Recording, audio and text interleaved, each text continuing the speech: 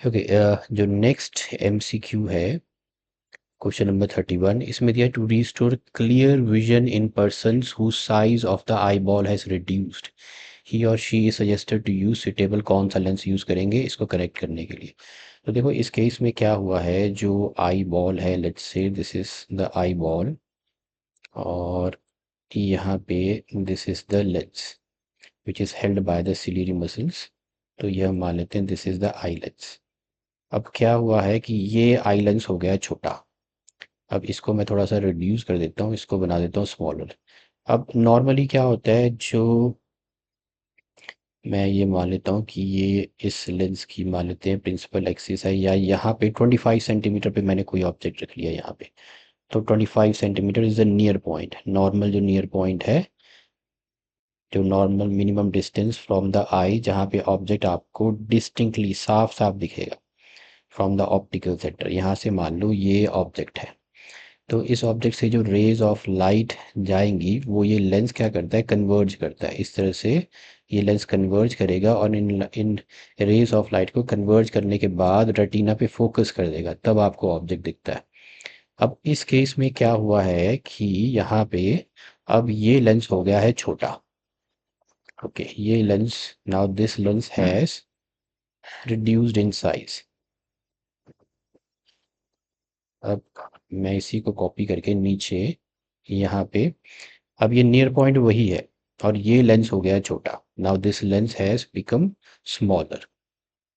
तो क्या होगा, मान लेते हैं ये लेंस छोटा है, इस लेंस को, तो यहाँ से जो जितनी भी ये रेज ऑफ लाइट है, अब ये यहाँ कन्वर्ज नहीं होंगी, क्योंकि लेंस का साइज छोटा हो गया है। तो रेज ऑफ लाइट है बियॉन्ड रेटिना, रेटिना के पीछे कन्वर्ज होंगी। तो ये रेज ऑफ लाइट जो है इधर जाके कन्वर्ज होगी। ये रिड्यूस्ड है, मैंने वैसे ही रखा है, लेकिन इसको मान लेते हैं कि ये लेंस का साइज छोटा हो गया। अब रेज ऑफ लाइट यहाँ यहाँ जाके आपकी इमेज बन रही है यहाँ पे, पहले बनती। इसका मतलब हमें अब ज़रूरत है इन रेज ऑफ इस इमेज के, इन रेज ऑफ लाइट को पीछे पुल अप, पीछे पुल करने की। तो इसका मतलब ये हुआ कि अब जो आपका नियर पॉइंट यहाँ पे था, अब नियर पॉइंट कहीं और चला गया, दूर चला गया, 25 सेंटीमीटर से भी दूर चला गया। तो रेज ऑफ लाइट अब जब यहाँ से भेजोगे आप, तब जाके वो रेज ऑफ लाइट जो है वो रेटिना पे कन्वर्ज होंगी इधर। तो हमें क्या चाहिए, हमें एक और लेंस चाहिए यहाँ बीच में जो रेज ऑफ लाइट को पीछे की तरफ पुल करे। तो हमें पता है जो कन्वेक्स लेंस है वो रेज ऑफ लाइट को कन्वर्ज करता है। तो स्मॉल फोकल लेंथ का आपको कन्वेक्स लेंस चाहिए होगा जिसकी पावर ज़्यादा हो, क्योंकि इन्हें हमने पीछे, इन रेज ऑफ लाइट को हमने पीछे को पुल करना है। जो रेज ऑफ लाइट है उन्हें कन्वेक्स लेंस क्या करता है, कन्वर्ज करता है। तो इन रेज ऑफ लाइट को यहाँ से हमने वापस इधर लेके आना है।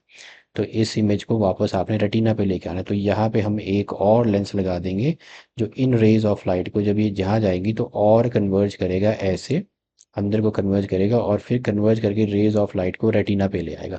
तो सबसे पहले इस डिफेक्ट में क्या हुआ है, जो ऑब्जेक्ट पास में था, यानी कि नियर बाय ऑब्जेक्ट्स आपको ढंग से नहीं दिख रहे हैं, तो हमने जो डिफेक्ट ऑफ विजन है वो आइडेंटिफाई कर लिया इसमें कि जब size of the eye ball reduce होता है तो लाइट रेज जो है नियर बाय ऑब्जेक्ट से वो रेटिना के पीछे फोकस होते हैं। इस डिफेक्ट को बोलते हैं हाइपरमेट्रोपिया, मींस फार साइटनेस, नज़दीक के नहीं दिख रहे, दूर के ढंग से दिख रहे हैं। और फिर हमें क्या करना है, इस इमेज को पुल करना है फॉरवर्ड, ताकि ये देखो ये थी इमेज, इसको आपने इधर पुल करना है, यहाँ पे लेके आना है, रेटिना पे लेके आना है। तो आई को एडिशनल बेंडिंग पावर चाहिए, और एडिशनल बेंडिंग कहाँ से मिलेगी, कन्वर्जिंग लेंस से। Convex lens converges the incoming rays before they enter the eye, focusing them on the retina. अगर आपको हाइपरमेट्रोपिया मेट्रोपिक आई याद हो तो देखो ये है नियर पॉइंट, और ये बनेगी हाइपरमेट्रोपिक आई। देख रहे हो आई लेंस छोटा हो गया, ये लेंस छोटा हो गया, छोटा हो गया, तो इसने इमेज को इंस्टेड ऑफ रेटिना से यहाँ ले आया, रेटिना के पीछे चली गई। तो इसको आपको पुल करना है, यहाँ पे लेके आना है। तो क्या किया हमने, इस, अब ये आई लेंस है आपकी आँख का लेंस, और ये हमने कन्वर्जिंग लेंस यहाँ कर दिया। तो क्या हुआ कि पहले, अब इस केस में क्या हो रहा है, आपका नियर पॉइंट जो था 25 सेंटीमीटर दूर चला गया। अब रेज ऑफ लाइट जब यहाँ से आएंगी तब रेटिना पे जाके कन्वर्ज होंगी। तो हमने क्या कर दिया, जो रेज ऑफ लाइट यहाँ 25 सेंटीमीटर पे है ये गई, इसने इनको कन्वर्ज किया, लेंस पे ले आया, लेंस ने और कन्वर्ज किया।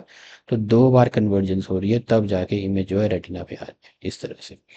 तो ये करेक्शन है हाइपरमेट्रोपिक आई के लिए, तो इसमें कन्वेक्स लेंस यूज होता है बेंडिंग पावर के लिए। तो यहाँ जो करेक्ट ऑप्शन है दैट इज द, अब जब कन्वेक्स लेंस नहीं लिखा है, कन्वेक्स लेंस को हम कन्वर्जिंग लेंस बोलते हैं, तो correct option is a converging lens.